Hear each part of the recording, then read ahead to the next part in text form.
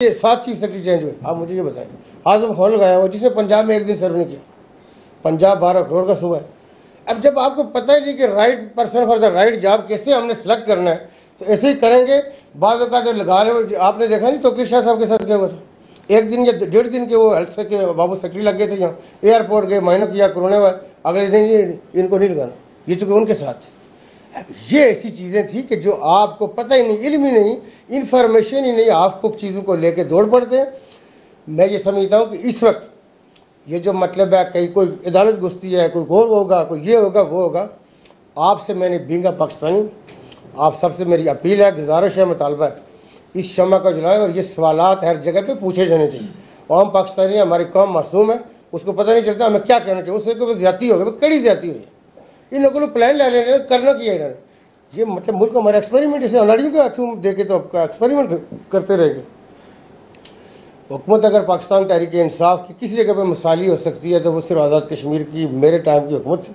उसके काम में आपके सामने जो मैं जिस तरह मैं अभी बात कर रहा हूँ, इससे भी ज़्यादा लाउड आवाज़ में अपने किए गए काम आपके सामने रख के किसी दिन बैठ के, जिस दिन मौसम अच्छा हो, डॉक्टर इरफान साहब को कहते हैं कि कोऑर्डिनेशन करेंगे आपके साथ, हमारी टीम आपके साथ, हम बैठ के एक एक आप सवाल करेंगे। मुझे सवालात से खुशी होगी कि आपने सवाल किया, लेकिन जो आज मैंने गुजारिश की है, ये हमारे मुल्क की, ये चूँकि मैंने उसको between the line sugar coated बात की है, लेकिन इसको आगे ले चल रहा है। चूँकि ये मीडिया की खबर यूरोप में जाती है, हमारे पड़ोस में जाती है, हर जगह जाती है, ज्यादती हो रही है पाकिस्तान में। जो अगर आपके पास कोई आखिरी जो आपके पास बची हुई है ना उम्मीद और आस, उसको न ख़त्म करें, उस दरख्त को न काटें।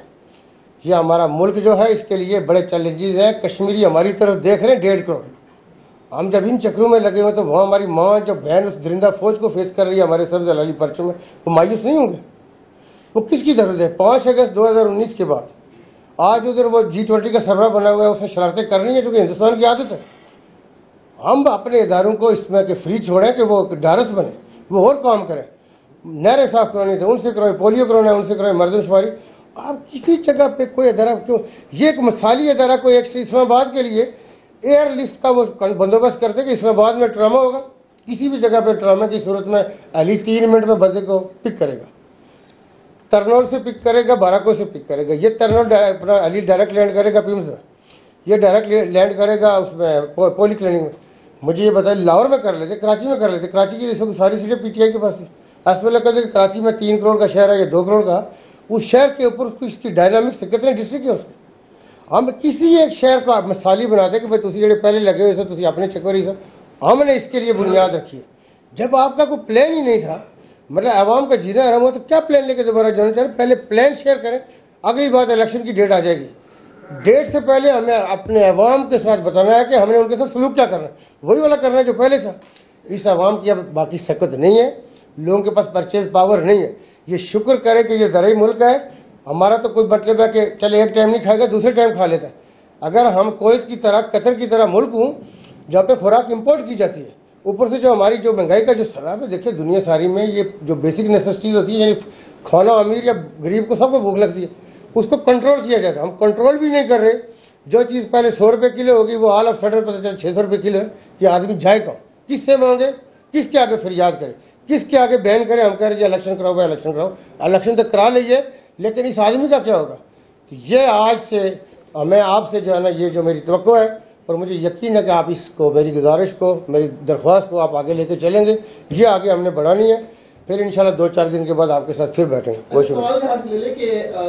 पाकिस्तान में एस्टेब्लिशमेंट एक की करते हैं, जिस वक्त खान साहब बयान दे रहे थे उस वक्त आप खान साहब के साथ थे, तो इस वक्त जब एस्टेब्लिशमेंट खान साहब के खिलाफ है, इस तरह के बयान सामने आना, क्या उनकी तरफ से आपको कोई पैगाम मिला है या फिर आपको जहन से निकाल दिया है तो वो बसा निकाल देगा? देखिए, पहली बात तो यह कि मुझे वज़ारत उज़्मा से इमरान खान ने नहीं निकाला। एक तो ये क्लियर हो कि मैं उसके सर को गुस्से का इज़हार कर। देखिए, जो आपने अभी अमेरिका में बैठे हुए सदर बाइडेन साहब को पता है कि अफगानिस्तान कहाँ पे? इनसे पहले ट्रंप था। ट्रंप से पूछें कि शुमाल जनूब की तरह, उसकी एक अपनी दुनिया होगी। देखिए, दुनिया में एक विजिबल काम होता है कि इनविजिबल। सारी की सारी दुनिया में जहाँ बादशाहतें हों, जहाँ पे प्रेसिडेंशियल फॉर्म हो, पार्लियामेंट्री हो, हर जगह पे एस्टेब्लिशमेंट होती है, अपने अपने अंदाज से काम करती है। आप मुझे ये बताइए कि CIA आपको दुनिया की पूरे की रूलर नहीं नजर आती? मतलब आप भी मानते हैं, मैं भी मानता हूँ कि जी हम हिंदुस्तान में हूँ, श्रीलंका, भूटान में हूँ, आपको कोई ऐसी एक्टिविटी नजर आएगी वहाँ पे होगा ये CIA कर रही है।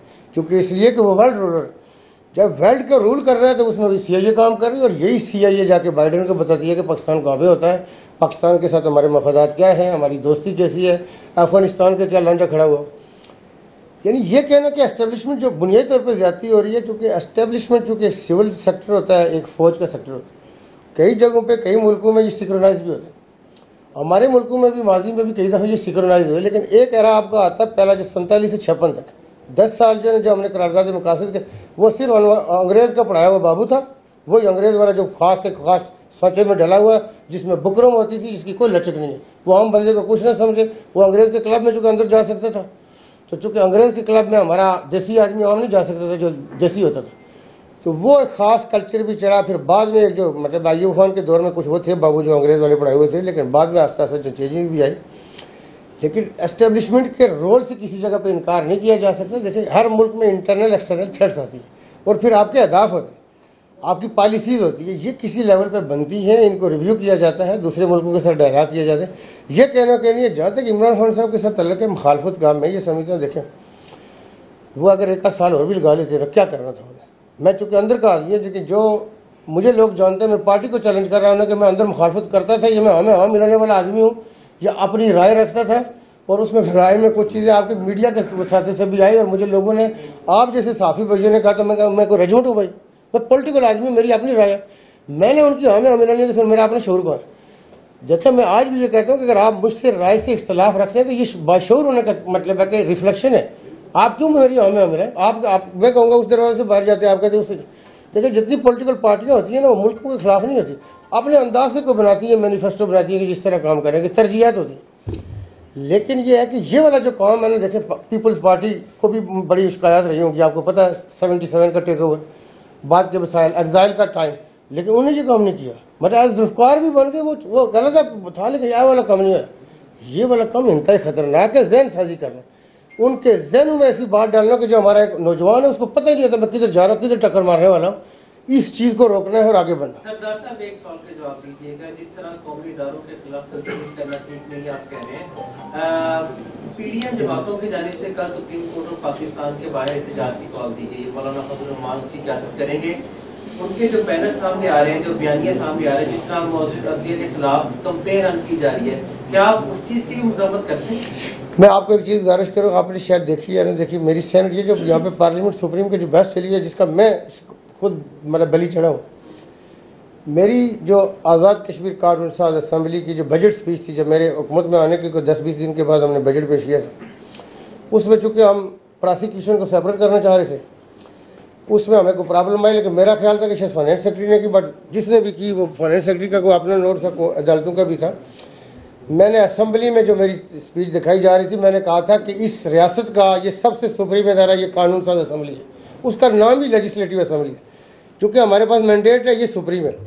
अदालतों का काम है कानून की, ये दुनिया सारी में आप जाके देखिए कि इसके अंदर उसमें लिखा हुआ है अदालतें कानून की तशरीह करती हैं, जहाँ पे कानून वाजे न हो, ग्रे एरिया, पार्लियामेंट से भी पूछा जा सकता है कि जी उस वक्त के जो मतलब लेजिस्लेटर थे उनकी मंशा क्या थी, इंटेंशन क्या थी। बात यह है कि हमारा ख्वाह अय्यूब खान का टेक ओवर और 58 वाला केस AK बरोई साहब को अल्लाह ताला बख्शे जो लॉ ऑफ नेसेसिटी लेके आए थे, मैं उस लॉ ऑफ नेसेसिटी को कहता रहता हूँ एलास्टिसिटी, यानी उसके अंदर इतनी लचक हो कि जिधर मर्जी फिट कर। बुनियादी एक कॉन्सेप्ट है दुनिया में कि आप किसी मुल्क पर कब्जा करें तो उस मुल्क के रहने वाले उर्फ आम में आपको कबूल कर ले, तो आपका नज़रिया जो वो लॉ ऑफ नेसेसिटी था वो प्रिवेल कर जाएगा। तो अय्यूब खान साहब ने जब टेक ओवर किया तो लोगों ने बड़ी खुशी बनाई, तो उसमें उन्होंने कहा जी कि ऐसी है माशाल्लाह जायज़ लेजिटिमेट। देखिए आप अमेरिका देखें, बरतानिया देखें, अदालतें ये नहीं है कि उनका रोल कम होता है, वो जहाँ पे सज़ा जजा जो ज़िंदगी का फैसले करती है, मतलब इसको उम्र कैद, उनका अपना एक रोल है, एक डेकोरम है, एक प्रोटोकॉल है, एक इज्जत है, वो उनके डिसीजन से होती है। हम ये समझ रहे हैं कि वो पार्लियामेंट कानून बनाए, वो दूसरे ने उठा के बाहर फेंक दे स्टे दे, इसलिए उनसे दूसरा दुनिया सारी में जज का टिकर नहीं चलता, हमारा जज टिकर चलाने के लिए बैठा था। ये ज्यादती है। माजी में हमारे मुल्क के भी बड़े मायानाज जजी रहे, जिनका आज भी देखे वो इस दुनिया से जा चुके होंगे, लोग उनके बड़े अच्छे अंदाज से नाम लेते हैं। चूँकि आप काजी और कुज़ा होते हैं जब चीफ जस्टिस हों, लेकिन वैसे भी जब आप इंसाफ की कुर्सी पर बैठे होते हैं, आप ये देखें कि कोई भी आदमी है, पॉलिटिकल पार्टियाँ तो आपने कहीं, आम आदमी सारे फोरम से मायूस होने के बाद आपका दरवाज़ा खटखटा। अगर आपका दरवाज़ा खटखटाने के बाद भी, वो जो किसी शायर ने कहा था कि आप कहते हैं तो जंजीर हिलाई देते हैं, तो वो जंजीर हिलाने का अगर फ़ायदा ना हो तो उसमें बुनियादी तौर पे जो चीज़ देखने वाली है कि क्या वहाँ पे उनको मना क्यों नहीं करते मीडिया को बुला के कि भाई नहीं खबर चलानी, पट्टी नहीं। अभी तो ये पोजीशन होती है कि वो चैम्बर से कोर्ट रूम में आते तो कहते तो उन्होंने देखा थी बंदे को। मैं आपको बताऊं कि मैं खुद भी अदालतों में मौजूद कई दफ़ा एंकर जो हमारे होते हैं पॉलिटिकल एनालिस्ट, उनको कहा गया कि जी रात को हम आपको देखते हैं, सुबह जज को ड्यूरिंग हियरिंग कोई ट्रायल है, कोई सब जुडिस इशूज है, उसको ना मीडिया देखना चाहिए ना किसी ऐसे प्रोग्राम में जाना चाहिए जो उनकी राय। देखिए इंसान असर कबूल करता है। दुनिया में ये थ्योरियाँ पढ़ाई जाती है, मतलब मेडिकल में पढ़ाई जाती है कि बंदे को सांप ने नहीं काटा, मेंढक ने काटा था, लेकिन सांप वहाँ से गुजरते हुए देखा, उसने कहा सांप ने काटा, उसकी डेथ हो गई। जबकि सांप ने काटा था लेकिन उसने कहा कि मेंढक ने काटा, मेंढक वहाँ से गुजारी गई, तो उसकी देखिए बुनियादी तौर पर ये थ्योरी। और इस तरह गाय के हवाले से बैलों के हवाले पूरी मेरा कॉन्सेप्ट मौजूद है। राय आप लेते असरअंदाज होते, आप गर्मी को भी असर लेंगे, आप सर्दी का भी लेंगे। साहब ये बताइएगा कि आपने इससे कबल जो कल या परसों से एक प्रोग्राम में चल रहा था कि आपने कहा इमरान खान ने मुझसे कॉल पे कुछ रकम अच्छी खासी थी, वो कुछ तो नहीं कह सकते, उनकी डिमांड करते थे। सवाल ये है कि अगर उस वक्त वो आपसे डिमांड करते थे तो आप क्यों देते थे? दूसरा सवाल, आपने फैयाज अब्बासी साहब का कहा कि जी वो ठीक आदमी नहीं है या जिस तरह भी उन्होंने बात की, वो तो आपके लगाए हुए थे, इसके ऊपर क्या कहें? इसमें एक सवाल और भी ऐड कर ले कि जाहिर बात है इस वक्त मुल्क में जो कुछ हो रहा है, पीटीआई जो कुछ कर रही है, because you are the donor of the party, आपने पार्टी को फंडिंग दी है, तो क्या आप इस तमाम सूरत हाल में खुद को भी कहीं ना कहीं इसमें गांठ लगाते हैं? देखिए इसके दो हिस्से हैं इसमें। यह कि एक जब आप कहते हैं ना पार्टी को पैसे देना, तो मैंने कभी ये नहीं कहा कि मुझसे इमरान खान ने मुझसे ज़बरदस्ती लिए या कभी जंगीर तरीन से लिए हो, किसी से नहीं। देखिए कॉन्सेप्ट क्या, हमारी जो दूसरी पार्टियाँ छुपाती हैं, पीटीआई ने नहीं छुपाया, ये पॉजिटिव पहलू था। आप वेस्टर्न एरिया के अंदर या अमेरिका के अंदर देखें जो पॉलिटिकल पार्टियाँ कैसे चलती हैं, वो कंपेयर करती है डोनेशन इकट्ठा करने के लिए प्रायर इलेक्शन के, और हमारे जो चंद पाकिस्तानी वहाँ पे साहिब हैसियत होते हैं, आप देखते हैं कि उनका कांग्रेस में सेनेट में असर सुख बढ़ जाता है, चूँकि ये चंदा ठीक देते हैं। चंदे में पाकिस्तानी कम बहुत आगे है, और ये एक अच्छा पहलू है। मैं समझ हमारे दीन ने भी इसकी बहुत तरगीब दी है। अब आप ये देखें कि पार्टी को फंड करते, मैंने जो उनको कहा कि मैंने पैसे दिए, तो मैंने ये नहीं छुपाया नहीं कि मुझसे। दूसरा ये भी नहीं कहा कि इमरान खान ने मुझसे कोई ज़बरदस्ती ली है। मैंने ये कहा कि जब आप पार्टियों के अंदर होते हैं तो मेरे तो बदकड़ा बच्चे है दिया जो अमेरिका के दो हैं मेरा, बाकी तो इसे पाकिस्तानी तो कोई नहीं मैंने नजर आ रहा। मैंने ये कहा था कि मैंने उनसे ज़्यादा दिए जिनके आप हवाला चाहते हैं। मैंने ये नहीं कहा कि देखिए वो इमरान खान के हवाले से मैंने ये कहा कि पार्टी में कोई फंड आता है जो कोऑर्डिनेशन इमरान खान ऐसे नहीं करता। जो ये मैंने कल भी एक प्रोग्राम में कहा कि जी मुझे फ़ोन करके हरोगत कहा कि 15 करोड़ 50 फीस। देखिए किसी जगह पे इलेक्शन हो रहे होंगे, किसी जगह पे काम हो रहा होता तो उसमें लोग उठ के उसके अंदर माउनत करते। वो एक इस्तारे के तौर पर उनका जो सवाल था जो एंकर का, उस हवाले से मैंने कहा जी कि वो कह रहे थे कि इस तरह होंगे। अब मुझे ये पता है एक तरफ चेयरमैन है पार्टी की और एक तरफ मैं रीजनल प्रेसिडेंट हूँ, तो जब चेयरमैन कोई चीज़ कहेगा तो वो नहीं करेगा। मैं एक नेचुरल सी बात है, लेकिन इसमें यह नहीं कि हमको पीटीआई को ऐसे गंद पाल रहे थे। मैं ये कह रहा हूँ कि देखें इक़्तिदार से बाहर होके आप बाज़ का हुकूमतों में नहीं होते, लेकिन आपको सब्र का काम, सब्र का मतलब जो दामन है वो नहीं छोड़ना चाहिए। उसमें बुनियादी तौर पर मैं ये कह रहा हूँ कि ये जो आप ये देखें कि माजी में यही जनरल बाजवा साहब की कितनी तारीफ़ें उन्होंने की, और इसमें कोई शक ही नहीं है, दो राय नहीं है कि इतनी फौज ने मामलत की, इतना इन पर हाथ रखा, इस पर किसी पार्टी पर रखा ही नहीं है। लेकिन ऑल ऑफ सडन जब ये नाम और ये निक नेम और ये पूरा एक मुझे समझता को फसाद खड़ा किया। दूसरा सवाल था आपका फ़याज़ अली अब्बासी साहब के हवाले से। देखिए फ़याज़ अली अब्बासी साहब आज़ाद कश्मीर में ग्रेड 22 के 5 अफसर हैं, उनमें से ही 1 ऑफ ACSD थे, उनके वहाँ पे ऊपर लाया जा रहा था 19 ग्रेड का आदमी। जो ये कमिश्नर हुए होंगे तो वो ऐसी भर्ती हुआ होगा। मैंने उस पर कहा कि थोड़ा सीनियर बंदा लाएँ तो या इनको यहाँ से चेंज करें। मैंने वो बल्कि अफसर मुझे मिला भी, मैं लाहौर गया तो मुझे आके मिला। मैंने उसे कहा कि मैं लाहौर में 4 साल रहा हूँ, आप मुझे मिले नहीं। उसने कहा मैं शरीफ आदमी था, अच्छा आदमी था। मैंने कहा बताइए कि कहते कि सर अगर मुझे मौका मिलता है, मैंने कहा जी मैंने ये कहा हुआ कि ये 10 अफसर भेजेंगे, 15 भेजेंगे, वो आज़ाद कश्मीर में काम करेंगे हम अपने मुल्क के अंदर, वो तो इशू ही नहीं है। मैंने कहा आप मुझे थोड़ा ये बताएं जो कि मैं काम करता रहा। मैंने कहा इस वक्त 8 वफाक में सेक्रेटरीज हैं 22वें ग्रेड के, जो मेरे साथ पंजाब में काम कर चुके मेरे अंडर। मैंने कहा मुझे ये बताइए कि आप उस बंदे की मीटिंग कैसे प्रिजाइड करेंगे जब आप ऐसी भर्ती हुए तो वो कमिश्नर हुआ होगा। कहते सर बात में बहुत लॉजिक है, नहीं कर सकता। मैंने कहा ये अपने पेशे का आया होता। फ़याज़ अली भाई साहब का ख्याल रखा होगा, लेकिन ये जो अभी हमारा वहाँ पे ड्रामा हुआ ना, तो चूँकि मुख्तलिफ लोग, ये नहीं होता कि मैं उम्र के किसी ख़ास हिस्से में पहुँच के या ख़ास शोबे से तल्लुक़ रखते हुए जिस आदमी ने कहीं ना कहीं मतलब ख़राब होना होता है वो किसी भी स्टेज पे ख़राब हो सकते हैं। उसमें यह है कि इसमें कुछ किरदार थे, उस हवाले से उनके हवाले से बात की गई कि ये बहुत सारे किरदार हैं जिन्होंने मुझे ये ट्रैप करके पूरा ड्रामा रचाएगा, उस कॉन्टेक्स्ट में उनके हवाले से कहा। सरदार साहब ये बताइएगा कि आप इससे पहले भी पीटीआई के धरनों में शिरकत करते रहे, आपकी तस्वीरें बड़ी वायरल होती रही, आप बड़े जज्बाती अंदाज में इमरान खान साहब के बड़े करीब थे। इमरान खान साहब ये कब एक्सपोज हुआ कि इमरान खान साहब रियासत के खिलाफ है, कौमी इदारों के खिलाफ है? आप चूंकि उनके एजेंडे की बात करें तो एजेंडा पहले दिन से होता है। देखिए ऐसे है कि मैं सिर्फ उनके जलसों में नहीं, चंद एक जलसों में आपने देखा मैं पीटीआई और हमारा जो इदारा है इंडी में, मैं जलसों की डायरेक्ट बात करूँ, मैं डायरेक्ट उनके दरमियान डायलॉग भी कराता हूँ। मैंने कल किसी प्रोग्राम में कहा था कि उस वक्त जो सिपा सलार थे जनरल बाजवा साहब, उन्होंने एक दफ़ा मुझे कहा कि अपने लीडर ने आप चिट्ठी दस है, केड़ी चिट्ठी है अमेरिका की, चिट्ठी दस है, फिर गल करेंगे। मैं आपसे गुजारिश करूं कि देखें, जब आज़ाद कश्मीर में बलदियाती इलेक्शन हो रहे थे तो जिसको कहते हैं कि मछली मतलब माई बेआब वाला कहते हैं ना कि पानी के बगैर मछली का तड़पना, मैं एक तरफ सारी दुनिया से टक्कर लेके इलेक्शन कराना चाह रहा हूँ 32 साल में। फोर्स है मेरे पास 4,500। हमें चाहिए जो एक्स्ट्रा हमें स्ट्रेंथ चाहिए वो चाहिए 37,000। मैं उससे पहले आके रौनक सनाउल्लाह साहब को मिला था, उन्होंने आज़ाद कश्मीर के पर्सपेक्टिव में मेरे साथ उन्होंने बहुत कर्टेसी का मुजाहरा किया। हमने हालांकि वो मीडिया में तस्वीर या वीडियो नहीं की, लेकिन हमने खबर रिलीज़ की थी। मुझे उन्होंने कहा जी सरदार साहब तुसी आज़ाद कश्मीर से जो कहोगे मैं करूँगा। उन्होंने कहा जी मैं मुजफ्फराबाद ऑफिस बना लेना, कंट्रोल रूम रावलकोर खुद आके बनाऊँगा, जो तुसी कहोगे कर। मुझे उन्होंने यहाँ तक कहा कि आप ये जो नादरा के ऑफिस है एग्जीक्यूटिव वाले जहाँ बनवाना चाहते हैं मेरा आज़ाद, उन्होंने कहा जी आज़ाद कश्मीर से 60,000 भी दे।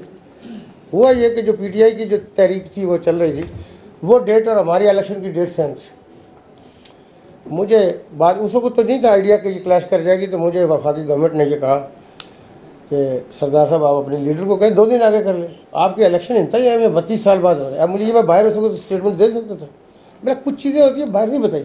मैंने असद उमर साहब को, इमरान खान साहब के घर पाँव नहीं पकड़े तो मैंने कसर नहीं छोड़ी। मैंने कहा जी हमारे लिए इलेक्शन, हमें इलेक्शन फिर 3 हिस्सों में कराने पड़े, लेकिन वो नहीं माने। उनके लिए वो तो वाला था कि कोई बाहर से सरबराह आ रहा था, पता नहीं क्या था, ये आर्मी चीज़ की कर रही हो रही थी, कुछ ऐसा काम था जो उनको सूट कर सकते, जहाँ पे उनको सूट करे। आज़ाद कश्मीर किसने देखे, वो पंजाब ने नहीं उन्हें छड़िया, मैं गवर्नमेंट खत्म कर दी तो आज़ाद कश्मीर के बाद में मूली है। लास्ट क्वेश्चन सर, पीटीआई तो गई, आपकी नेक्स्ट पार्टी कौन सी होगी? नवाज शरीफ की तरफ से कोई आपको पैगाम आया या फिर कोई पार्टी के हवाले से आप डिसीजन कर रहे थे कि अपनी पार्टी? ये असफर साहब आपको कोई लाभ तो नहीं होते? नेक्स्ट पार्टी कौन सी? अभी देखिए गुजारिश है कि ये एक तो चीज़ आप मानेंगे कि मैं आज तक किसी पार्टी में नहीं गया था। पीटीआई मेरी पहली पार्टी थी और मैं जिस दिन उन्होंने मेरी जगह ये चेंज किया और ये सारा उन्होंने किया, उससे 2 दिन पहले मैंने इमरान खान साहब को अपनी पूरी पार्लियामानी पार्टी के मौजूदगी में ये कहा। मैंने कहा जी आपको पहले भी कहा था न गद्दार है न दगा देते हैं। मैंने कहा जी सरदार तनवीर अपने आप को इंडिस्पेंसेबल नहीं समझता, अल्लाह ताला का बनाए हुए निज़ाम में वो निज़ाम के लिए एक नया से नया बंदा लाता है। मैंने कहा जी कल सुप्रीम कोर्ट का फैसला होने दें, आपने क्यों बुला ली? मतलब है उससे 1 दिन पहले मैंने रोकी, अभी सुप्रीम कोर्ट का डिसीजन नहीं है, पीपल्स पार्टी का इजलास हो रहा है, वो कह रहे हैं सुप्रीम कोर्ट के डिसीजन के बाद करेंगे। इनका जो मनी लॉन्ड्रर बैठा हुआ है सैफुल्लाह न्याज़ी, आला पाए का मनी लॉन्ड्रर है। मैं आपको बताऊं कि असल प्रॉब्लम्स कम है, इस पर आपको दोबारा हम करेंगे आपके साथ प्रेस टॉक। अभी इशू ये है कि उसने फिर मीटिंग बुला ली। मैंने कहा खान साहब हम क्लियर हेडेड आते का खैर, मैंने कहा जी ये पूरी पार्लियामानी पार्टी है, कुछ वहाँ से हमारे सीनियर लोग असद उमर साहब और 3-4 हमारे और लोग मौजूद। मैंने कहा जी अगर मेरे खिलाफ फैसला हुआ मैं आपको 4 नाम दूंगा वज़रा में से, उनकी कारकर्दगी, उनकी ऑनेस्टी और उनके बैकग्राउंड के हवाले से, उसमें से किसी एक को आप नॉमिनेट करेंगे, उसको कायदे ऐवान वज़ीर-ए-आज़म मुंतखब कराना मेरा काम है। 1 वोट भी बाहर गया तो मैं जुर्माना दूंगा, सियासत छोड़ दूंगा। जब ये मैं ज़ुबान दे के आ रहा हूँ तो सुबह वो परवेज़ खटक और असद कैसर तो चले, मतलब हमारे उसमें कोई ऐसी चीज़ मुझे नज़र नहीं है, बाकी का कोई अंडरग्राउंड हुई हो, लेकिन परवेज़ खटक साहब जैसा नेगोशिएटर आपको नहीं बेहतर पता। उसमें बहुत सारी जहतें हैं, चूँकि यह है कि ये जाके हमारे पहली दफ़ा पीटीआई का वहाँ वोट टूटा है। 1 साल में 14-15 इलेक्शन भुगताए हमने, 14-15 इलेक्शन में 1 वोट, न किसी को कोरोना होता है, न किसी का पेट खराब होता है, न किसी का रिश्तेदार मरता है। ये हमारी स्ट्रेंथ थी कि हमने 29 अप्रैल को कश्मीर कौंसिल का हमने जीत लिया, मतलब है सीट। जब कश्मीर कौंसिल हम जीत रहे थे 3 दिन बाद क्या हो गया, तो दुनिया चेंज हो गई, हम उधर बैठे हुए। इसका मतलब है कि जो बाहर का वार था ना, खटक साहब पहली दफ़ा गया आज़ाद कश्मीर में, उन्होंने खुद कहा कि मैं पहले, मैंने कहा जी तुसी तो चूँकि 2 डिवीज़न केपकी के हमारे साथ जुड़े हुए, अब्टाबाद और मानसरा, हमारा बल्कि जो ये डिजास्टर मैनेजमेंट का सिस्टम है ये केपी के साथ फुल्ली सिंक्रोनाइज है कि वो हमारी हेल्प को आते हैं, हम उनकी हेल्प को जाते हैं। तो वो उधर राय नहीं हो चुके निचले एरिए में नौशहरा के, तो वो उधर की सियासत की डायनामिक्स को तो नहीं समझ सकते थे। बाद लोग जो होते हैं ना, इन होते हैं, वो समझ, उनसे हो सकता है दानिस्ता या न दानिस्ता गलतियाँ हुई जिससे पार्टी जाके मतलब ऐसे बंदे को मुतखिब कराती है, वो कहते हैं जी मैं तो PTI नहीं, मैं आज़ाद हूँ। पार्टियों का देखें, अभी यह है कि पार्टियों का ये अस्कर साहब को जो कि पता नहीं किधर से खबरें आती, पार्टियों के हवाले से ये है कि बिल्कुल ठीक बात है कि मेरे साथ मुख्तलिफ पार्टियों के रब्ते हैं, उनकी सीनियर कहते हैं। लेकिन चूंकि आप लोग इस्लामाबाद के जो रहने वाले, आपको पता है कि मैं जब सियासत में नहीं था तो मेरी तमाम बड़ी पार्टियों की जो सीनियर कहते हैं उनके साथ ज़ाती तल्लुकात हैं। तो किसी के हवाले से आपने अक्सर देखा कि बहुत ही कुछ तंग आमद व जंग आमद न हो तो मैं किसी के लिए कोई ऐसे बुरे अलकाब भी नहीं इस्तेमाल करता। तो ताल्लुकात है सारे इस वक्त मेरा इजहार करें, लेकिन इसलिए उसकी वजह क्या है, यानी कि मैं कोई अपने आप को कोई कह रहा हूँ कि बहुत बड़ा मैं आलिम हूँ, लेकिन यह कि मैं लाइबिलिटी नहीं हूँ कम से कम। सर ऐसा क्यों है कि मतलब अगर कोई सियासतदान किसी पार्टी में है तो वो उन्हीं के गुण गाते रहते हैं, उन्हीं की हिमायत में, लेकिन जैसे ही कोई इख्तिलाफ होता है और फिर पार्टी से वो होती है, मुखालफत हो जाती है उनकी और फिर निकल जाती है किसी और। आप बिल्कुल ठीक कह रहे, आप ठीक कह रही है, लेकिन आप देखें, मैं ये कह रहा हूँ, आप दो देखें प्रोग्राम। एक था मेरा नसरुल्लाह मलिक साहब के साथ जब DGC के खिलाफ दरख्वास्त दी गई FIR की, डंके की चोट पे मैंने कहा जी हद क्रॉस कर गए, DGC के खिलाफ क्यों FIR? मैंने कहा ये क्या करना चाहते।